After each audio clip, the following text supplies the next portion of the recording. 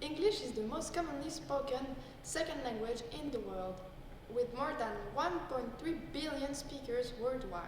There are also hundreds of millions of native speakers in the world, and 39% of countries have English as one of their official languages. There is a huge range of English dialects. Some are smooth and easy to understand, but some are as confusing as putting together an IKEA furniture without any instructions. So, in truth, there are probably as many English dialects as English speakers. Your accent can tell somebody where you're from, where you studied, and even what kind of movies you like. We learned about the Canadian dialect from Nova Scotia with our friend R during the interview.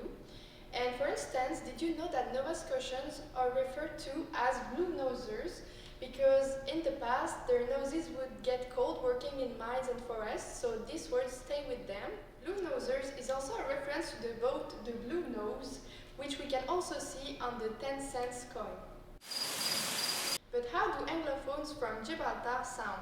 From what we've heard, their accent is kind of a mix of the British accent with the influence of Spanish. And nonetheless, even in the British accent itself, there are a lot of varieties that we can find. For instance, the Cockney accent, the Brummie accent, the Welsh accent, or the Mancunian accent. Bea, do you know what the phonemic alphabet is? No? Is it the alphabet of a new language? No, I'm gonna explain it to you.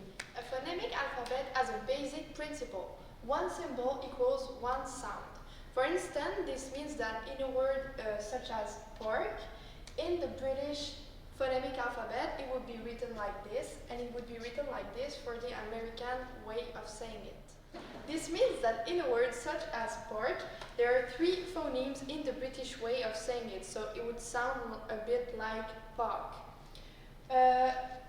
Whereas in the American way of saying it, there would be four phonemes and it would sound more like pork. You would hear the R sound way more.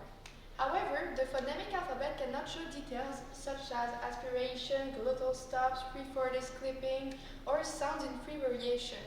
That's what the phonetic alphabet is made for, because it can show key elements that we need to study, that we need to take a look at when we look at differences in accents.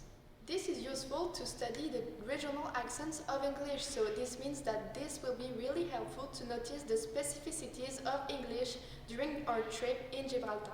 Wow, thank you Marilou for those great explanations about English linguistics. You're welcome, and I hope you liked it too.